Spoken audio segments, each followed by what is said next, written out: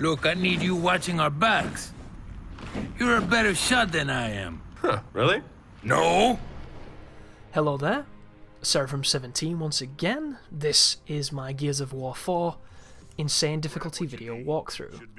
This is Act 2, Chapter 2, it's geared up, and we are in a secret armory that Marcus has, where you can outfit yourself with quite a lot of great tools.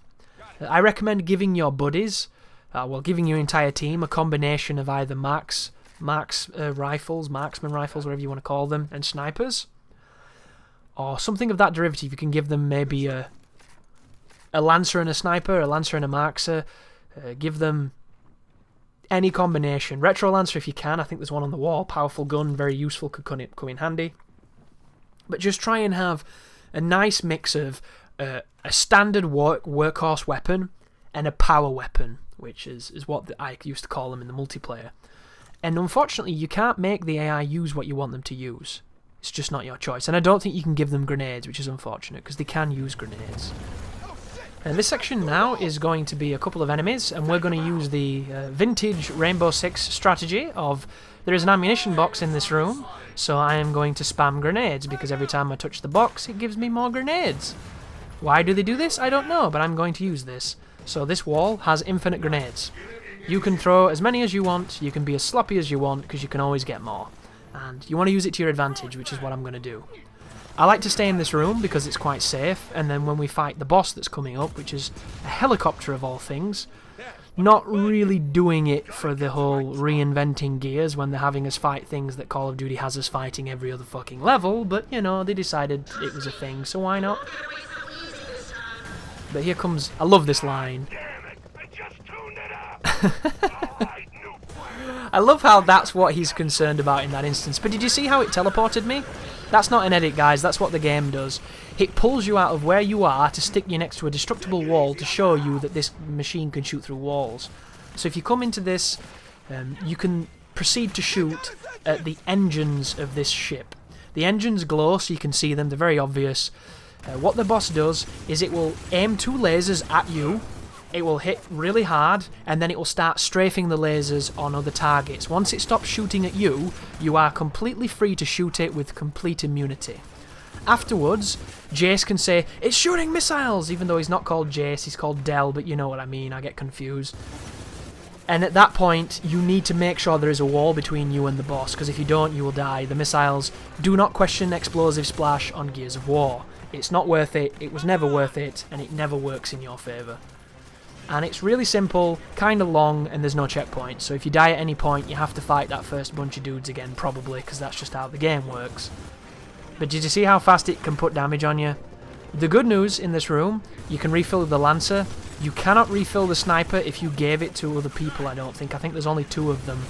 So you want to use your Lancer here because you've got infinite ammo, effectively. You don't want to use the Sniper because it is a resource you might want to save. And I'm going to save it for a Guardian later on, which means you're going to see way more Lancer than you probably hoped. But the Lancer's a great weapon, guys. Embrace it. There's also an achievement for carrying this gun up to Act 5, Chapter 2. So from here on out, if you keep the gun that you inherited, which is the custom Lancer, and it's the reason you can carry 2 Lancers, because the other Lancer's just a different type. If you keep it for the full game, you will get a 25G achievement. I fuck it up because I didn't even realise there was anything different about it, because I'm just dumb like that. But here comes another bunch of DBs. Use the grenades at your disposal, they're very effective, and just bear in mind, people are going to block you and take the cover. The AI is insufferable. For every instance that they save your life, they fuck you at least 10 times. And I wish it wasn't so, but it's definitely so. So, a couple more grenades down the range. Team's running around doing what they can, absorbing my rounds, blocking my shots, sticking their head up, you know, saving the enemies. It's almost like I'm playing co-op with a bunch of people who hate me, and they're trying to troll me without making it clear they're trolling me. You know, it's like the average DSP viewer interactive stream, and it sucks. It really does, because they have the best intentions. They really do. They have marksman rifles, which is a very powerful gun. They're doing the best. They're just not doing very much. And I'm guilty of that sometimes. There are times when I'm not being as effective as I would like to be, and it frustrates me. So I probably frustrate them. But Here comes the boss. That was missiles. And it's going to be to the left of us now. So this is an interesting part of the fight. No checkpoint, by the way. If you die, you go back to the beginning. You can shoot at this engine through the lattice work of the house, and it's free damage because it doesn't seem to be able to hit you. You'll notice the camera is so far up my ass at this point, I don't even exist. So that's probably why this is working, but it's useful. And how long have we spent staring at a massively thick tree trunk neck in Gears? Because every time you aim in these games, you get that massive neck. And admittedly, JD's is a little less ridiculous than that's missiles. I think there's about 4 barrages, and then you can go and start shooting him again. But you can shoot the ship on any part of it, it's just the engines do the maximum amount of damage, and I learnt this via a tooltip on a loading screen, which is really fun to have. I love learning shit from tooltips, it's what they're there for. You know, please tell me this stuff. It told me another thing too, the pouncers, when their mouth and their stomach glows red, you can chainsaw them. Didn't know that. Really good thing to know. I like that kind of shit. But the pouncers are a different thing entirely. We're going to have some fun with those enemies because they are ridiculous. So there goes another engine, a little bit more, but she still takes a beating because it's a boss, effectively. Remember all those classic moments in Gears where we fought helicopters and no, me neither, but this, you know, they wanted to do it. And I hope you like fighting aircrafts because we're going to fight a plane later. And I hate it. I absolutely despise it. I despise it on a design principle because Gears is not about shooting fucking planes. And if it is a plane, it better have wings and at least be angry and scaly and shooting shit. But instead, it's just a stupid plane. And it's also a tedious fight, a really tedious fight for some really great reasons. Do you like dodging projectiles that don't have honest hurtboxes? Do you like fire on the ground that isn't there but still damages you? I hope you do. Like, it's so strange to me how that sequence works. And if anybody played Legend of Korra, do you remember when you were on the polar bear? And it was a very binary game. Not technically binary because it was 3 choices, but you could go middle, left or right. It's kind of similar here. Can you remember how on that game, if you were on the left and the damaging thing was on your right, it didn't touch you and you were fine, and you could do it perfectly? Well, you can't do that here. Because it's just not clear and the detection is too wide. It's a fucking mess. And it's one of those areas that I wish they'd tweaked it, because it just doesn't feel good. There's your checkpoint, by the way. The first checkpoint we've had since we started fighting, I think that. 7 minutes. Doesn't sound like much, does it? But when you're used to getting quite a lot of checkpoints in games, it feels like a long time. And I played the Ultimate Edition of Gears quite recently, and the checkpoints on that game never bothered me either. And there are some long fights on that, but not like this. Once again, folks, you have infinite grenades at this moment, use them. And there you go, he's done. Bait him to blow up, and then go and refill your nades. Simple. Section done, let's move on. I really like the design of JD in the armour too. I love his his overall trousers, his like canvas trousers. I like the way that they contrast the blue hue of the armour and the lights. They haven't gone nuts with the lights on this game. There were times where you were just like, what the fuck is it, Christmas? Because everything had a light on it, and I don't know why they had lights on them. And this is a very dark game, but the lighting is really realistic and really nice, so it's dark so that the lighting can really shine. Get it? And in those other games, it was just like, what does this light do? You know, are we meant to tell the locusts we're here before we're here? I don't get it. You know, it's like the multiplayer. Why did they add the glow to the enemies? Can you remember those moments when you played Mansion or Mausoleum on Gears 1? And you didn't know where somebody was and you spent time chasing after him, and there was those tense moments of hunting down a lone straggler, and it was really cool and strategic and fun. Well, not anymore, because everybody glows like a fucking candle. I hate that. Why would you change that? Those Bullet Marsh. When Locust hid on Bullet Marsh, you couldn't even find him. It was ridiculous. One dude hiding, not even attacking. He's probably gone to eat his tea. And you're trying to find the bastard. And you've got every power weapon on the map and you just can't see him. Because he's clever. Like, those were great moments. They sucked at the time, but you look back on it and like, they were tense. That was great. Look at the lighting here, by the way, on his face and his neck. Really nice touches. I bet this game on PC's got some really good lighting. But I hear playing the game on insane settings, even if you overclock Titans and shit, you just can't get the performance to be good. because it's really, really difficult. But you can have it with a couple of compromises running at 1080p 60 with ultra settings and a couple of things dropped down, which I don't get PC gaming too much. I never have. It's one of those reasons why I don't partake in it, because to me it's one of those things where nothing works as well as you want it to, even if you spend a ton of money. You know, because it's always evolving, it's always getting better, it's always getting more intensive, but it's always costing more and more and more all the time, and you can never really keep up with it unless it's your passion. But, like, how can they make a game that a PC can't run? It just don't make sense to me. You know, like, I appreciate they probably had 30 frames per second in mind, so when you put all those crazy settings up, it's like, it's amazing, and then you move, and you're like, oh no! It's like, no, please, stop, my eyes are bleeding. And that must be it. Or maybe the PCs that the people who were making games have got a million things fused together in some kind of NASA computer, overclocked up the anus in the eyeballs, and I don't know, maybe they're using special, you know, DARPA computers that are just a million times better than the ones we can buy. I don't know, but like, how can they make the games so good that none of the current tech can play them properly? It seems weird to me that we can have that kind of potential if we can't run it. It's cool though, and it breeds progress, and I'm grateful that that exists and everything. This is a pretty tricky strategy right now too.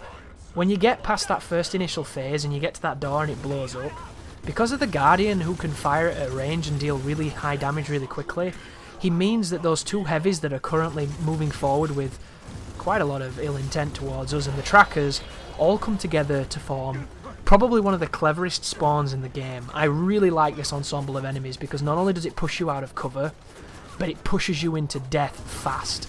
But it does it fair.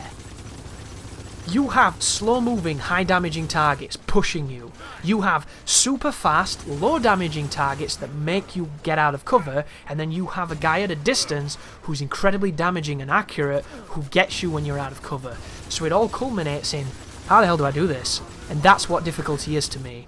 So how I dealt with it on this particular run is I backed up, and I used range to my advantage. And now that we've got rid of all the threats, the only thing that's left is the Guardian. So this guy's easy when he's on his own because you just strip him down. But that, to me, is a wonderful encounter. It's the epitome of Gears doing what it does best. It's a smallish arena, there's a lot of surfaces, there's a lot of angles, there's just one fight. Do it. I love that in Gears.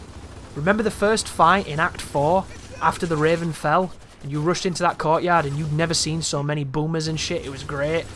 There was bloody dudes everywhere, all kinds of shit happening, emergence holes, and there was just that central square courtyard and it went nuts. What a fight, what an iconic Gears fight. And then you separated and it became a nightmare on Insane, because there was Retchers everywhere, there was Nemesis and what have you, Theron guards doing the lovely smile before they talked you. But that first courtyard, wonderful example of what Gears is to me. And there's another one on that level later on the original Gears. Remember when you get to the part where before you enter through the graveyard, and it's a bunch of Therons and you're on the high ground? That's a cool fight. Tons of cover, tons of angles. It's the epitome of Gears. And that's what really bugged me when I played the multiplayer in this game. I played 2 maps and both maps just looked like Tony Hawk custom skate parks with multicoloured pipes. That's all it was. A bunch of multicoloured pipes in an utter clusterfuck with no design ethos and no real central focal point. Can you remember Mansion? It was a big house with an exterior garden that led into 3 potential entrances. That was it. And it was mirrored so that it was fair-ish. Pick any level on Gears 1. Even Gears 3 had great maps because they had a focal point that was something interesting to look at, interesting to defend, and then they had something that chained it together. These new maps, I don't know what the fuck they were doing, but the ones I've played, it looks like a million surfaces everywhere and no real connection to anything. There's no rhyme or reason, there's no general theme. It's just, here is, baby's first Tony Hawk skate park, and I hate that. So I'm hoping they're going to grow on me, and I'm just being, I'm not seeing the flow, I'm not seeing the design. But at the moment, like, this warehouse that we're entering right now would be a better multiplayer level than the ones that I've played, and that's a problem in my opinion. Back to the game though, guys. This is a tough fight. This is a really tricky fight for one reason. Do you see the Is the heavy guy here yet? So there's a bunch of standard DBs who put so much damage on you so quickly. It's kind of crazy. They're not too bad. They're going to rush a little bit, but they're just going to move, blind fire, do what they do. Declare every action they do, which seems like a strategical weakness. I don't know why they have that programmed into them. I understand it because they're conversing with the player, and it's giving us an idea on what they're thinking, but it's one of those really contrived things, isn't it? Like throwing a grenade! Why would you tell the enemy? I'm going to shoot you! Really? Like, it seems like one of those strange, contrived things. But once the heavy turns up here, because the cover in this area is so simple, he can jump over it and put you in a bad spot and kill you instantly. And there's quite a lot of enemies before he turns up, so you really want to take him out quick. And I think there's a Guardian that's going to crop up too. You might be looking at this footage and thinking, Chris, for the love of God, why aren't you using that sniper rifle on your back? Every enemy here is at range. Every enemy here can be killed instantly with a good headshot. I agree with you guys. In any other time, I'd be using the sniper to my advantage. Also, there's 2 heavies, my mistake. There's also some trackers, and I used a couple of grenades to put some damage on them. I wonder if you can shoot those planters and drop them on them. That'd be funny. Like, put like a little planter on their head. You probably can't, but he's dead, so that's cool. This is the problem. The guy to my right now, he's going to start flanking, and the rule of thumb, see how quick he does that? That's really scary with how fast he can do that. And bearing in mind, he can one-shot you with that shotgun at this kind of range, so he's really dangerous. You want to be super, super cognitive of their ability. They're a scary enemy. But the reason I'm not using the rifle is because I know there's a fight coming up that I had a lot of trouble with, and I had a lot of trouble with it because I had no bullets, and everything was at range, and the enemies were snipers, and they kill you in one hit. So I reset there quite a lot on my first run, and I didn't want to repeat, but I couldn't quite remember when it happens, so I end up carrying a rifle without using it for way longer than I would ever recommend you do. Just so to make sure that I have it for that fight. And then when I get to that fight, it's a pretty slow, arduous encounter, but it's not bad. You know, I'd take them out pretty quickly, I do what needs to be done, and it's okay. It's nowhere near as bad as it was the first time, but I'm being paranoid. And there's 2 instances of paranoia in this walkthrough. The first one is this, because I know the fight coming up gave me trouble. The second one is the mansion fight where I put the fail video up. The fight there, I didn't even know what weapons I wanted to carry in, I just knew I wanted to carry something in because I was scared of it. My first playthrough, I did that fight in the room, on the 2nd floor with the juvies and with the drones, and I stuck near the turret on that first initial form. I punched the juvies with my retro lancer. As soon as the drones started rushing, I killed the first one that rushed with the boom shot. I swapped to a lancer and I rushed the guy on the corner, chainsawed him, and then from that point onwards I snubbed all the juvies coming towards me, and I kind of just got lucky, and I did it. On my recording run, I couldn't do it. I kept getting fucked. Like, my strategy kind of worked, and then I didn't have a lancer to charge the last guy, and I kept getting clipped or getting trapped. I was getting frustrated. And in that frustration, I found the dirtiest strategy that's going to completely alleviate every piece of stress you could ever have in that moment. And hopefully people are going to get some relief with it, because it's a very difficult moment. And if anybody's done that, speaking of difficult moments, he won't go in cover. But if anybody's done that section without finding a good spot, by just surviving, you'll realise that it's less about you and more about them. Because I don't care how good you are at Gears or how intelligent you play. There are times when you have enemies on every side who can see you, and on Insane they kill you so fast there's nothing you can do. And I hate saying that. It's one of my least favourite things. But it's true. And I got an interesting comment on that video from somebody who said, in my opinion, you don't seem very comfortable with the movement of this game. And I don't understand what he meant by that. So I left a reply, kind of vexed, and mentioning that I don't think, being fancy would have helped me, because it's insane, it's very difficult. But I watched the footage back to look at my movement to see how I moved in the game. And I'm not the best Gears player, guys, I would never profess that, but I've played every game. And this game plays just like the others with a couple of new tweaks. And my aim might not be as good as it could be, but it's not bad by any means. I was hitting consistent actives. I was intelligently moving between cover. I knew how to sit down in cover rather than stand up against the wall, which is something you don't see everybody do. I understand the difference between rolling and sprinting to a direction that can give you an advantage. And then I used blind fire with the snub from the hip with no reticle, and in conjunction with melee attacks to take out incredibly fast, dangerous enemies up close on Insane, which is skills that you don't learn immediately. Like, Gears of War is a game that has a measure of fidelity in its movement and its actions that you're not going to immediately be very good at unless you're gifted. And I would never profess to say that I'm gifted at Gears, but there are things I've learnt over the times that I've practiced that just happen because they're muscle memory and that I've just kind of got. So when somebody says that I don't look like I'm comfortable with the movement, it's one of those weird moments of, I don't get people on the internet, I really don't. But then you realise there's some fucking weird people on the internet, and this guy might not be one of them. It's just, have you listened to what some people say on the internet? Would you take what they say seriously? And then you realise you just kind of can't. Because unless this person, explains what he means and goes into detail, we will never understand what he meant by that. And maybe he just thinks he's better than me, which is what a lot of YouTube is, and that's fine. But to say that somebody's not comfortable with the movement, I don't get it. Maybe it's, the game had been out 2 days when that footage was captured. 2 days is not that long to get used to a game, but I didn't see the movement of somebody inexperienced with Gears, because you can see them a mile off. They never bounce into cover. They don't understand how to do, the wall momentum bouncing stuff, where you cancel going into cover before you hit it. You don't see them doing moving between cover effectively and using cover and sprinting and what have you, and using weapons intelligently. You don't see a lot of that. And it's just because they're new. They've never fought against good players online that forced them to use different guns. Everybody saw that dude with the fucking Lancer who didn't know how to play Gears 1 and he instantly got murdered. Like, can you remember when you used to see Japanese players on Gears 1? Anybody remember that? There used to be this thing where every Japanese player used the Lancer. They would never put the shotgun on. It's like they didn't know. And they always used to get destroyed.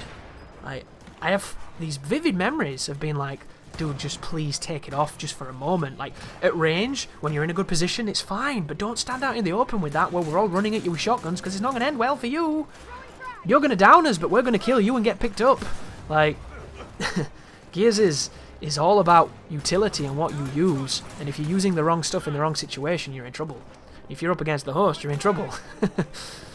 If you're aiming with your shotgun, you're in trouble. Which, I'm talking Gears 1 now, guys. The game's evolved and changed a lot. But if you were wondering about the fight that I thought was really tricky, it's this one. And it's tricky because there's a big courtyard here of enemies. There's a Guardian who's been a nightmare who takes a lot of damage. And then just beyond the path that leads out of this area that you can't see, there's a bunch of snipers that just kind of chill out. And it's a big fight. And when you have snipers behind trees who you can't see, when you push forward, boom, you're dead. And I got cheaply killed here by instant death snipers so much I was getting really angry on my first run. So that's the reason why I hoarded the rifle. And what I'm going to do is I'm going to use this rifle to kill only the snipers. I'm going to look for the big rifle or the glow when they charge it, and I'm going to headshot them. And that's what I'm going to use these bullets for. Everything else is not even registering on my brain at this point. I know I can kill the Guardian. I know if he moves too much to the left, I can sit on a spot way back here and hit him from where I was showing you earlier, but I couldn't see him at that point. I've got all kinds of spots here, guys, because do you notice how my team won't push up? So they're taking all the good cover, and I can't really do much around them. And if you sit near your team when explosives are being fired, if they get hit, you get hit by collateral. The best moment I had was against a torque bow. I'm in cover because I put myself in just the right amount of cover where the torque bow can't hit you, because in this game, the torque can hit you in cover. You have to have like a wall that's slightly higher just in front of your cover to stop it from hitting you. It's so bad. It was bad before, but it's bad. It's super bad here. It's really dangerous. So when you see torque bows, unless you can stop them, don't even mess with them. So I'm in cover, right? I see Dell or somebody who's about at the distance where Marcus is right now, but he's in the opposite side of the wall. I'm in cover on this side of the wall. He gets torqued, backflips towards me, and blows me up. Like, how does this work, dude? I appreciate you trying to dodge. You know the irony? It didn't even down him. Marcus can take a fucking pounding. The AI on this game take an insane amount of damage. They get meleeed 3 times or some bullshit before they go down. You don't. Like, why did you roll towards me? You weren't even gonna die. Like, he's the biggest dick. And I don't know on this game if when you get torqued, if you can wall bounce perfectly and get an iframe and reduce the torque. Because on Gears 1 in the multiplayer, I don't know if you could do it in the campaign because I never tried, but in the multiplayer, you could negate the detonation of a torque bow by perfectly hitting cover at a specific moment. And I have no idea why that worked. I don't know if it was lag, I don't know if it was host advantage, I don't know what it was. But I saw it happen numerous times, and I did it myself. One of those weird inconsistencies with desync, maybe, but that was something that so fucking tough to do. Like, did you ever try and do the backflipping Gears where you had to go into cover, you know, tilt the camera, press backwards and A and smash all these different buttons and then you flip 90 miles in the sky and you got out the map? That kind of shit. Really, really tough stuff to do. Tricky stuff on your hands, like goofy stuff that these people figured out, and I know I have no idea how they did it, but they did. But the fight's not over, guys, and what I'm doing now is an old school trick of carrying an active. I don't know if that's what you call it, that's what I always called it. Of course, active reloads are very important in Gears, and I don't mean to condescend you now if you know this, it's just if you don't know this, this is great info. If you want to carry a potentially deadly reload, but you don't have an enemy in sight, you can melee to stop the reload, and then you can swap your weapon. If you don't have any other weapons, for whatever reason that it won't let you, and you should never be in that situation, or if you don't want to, perhaps, just melee. Just wait for the bar to go. As long as it doesn't complete, if you melee, you will cancel the reload. And if you ever see me do a bad active where I press the reload really soon, it's 100% the game. And I know you're probably thinking, wow, Chris, you're blaming the game for your bad timing. I am. But it's one reason. I do not like that this game reloads for me. Don't like it. I wish I could turn it off. Every time you see me fuck up an active where the bar stops in front of where the active bar is because I've pressed a reload and I was already reloading. Every single time. Because you'll notice, guys, I reload a lot. I'll do a few shots and I'll reload. Because I am just a compulsive reloader. I always have been, I always will be. It's a detriment sometimes, but in Gears, it means I can get a lot of actives and it can be very useful. When my gun reloads for me, I always get a fucking bad active. I always get the bullshit aim and it's annoying. Really annoying. This is dangerous, watch this. See that? Whew! I reckon he could have touched the top of my head then and ended this fight. So, if you're messing around on cover and you can't get the shot you want, if you push in the analog, it will make your character, push in the left analog, it will make him squat down and you can get a different angle. This has been universal in Gears for a long time, but it's one of those things that you might not have noticed were there, so it's good to know. Additionally, depending on where you sit in cover will depend on where you aim in cover. This is something that you might already know, you might have committed to muscle memory and not even realise anymore, but it's important if you don't know to be aware of this. Like right now, did you see how I was waiting for him to pop out? If he'd have popped out on the side, his head would have been where my aimer was, but because he popped out on the top, he was nowhere near it, and that's literally the difference between his posture being towards the right or his posture being towards the left. All of this is information that will pay off in the multiplayer that you are learning without realising you're learning. All of this is universal. And then you'll come up against players who do not use the cover the same way when they use the rifle, and shit gets a little trickier then. But you don't need me to tell you how to play Gears multiplayer. Hopefully you'll learn with your friends.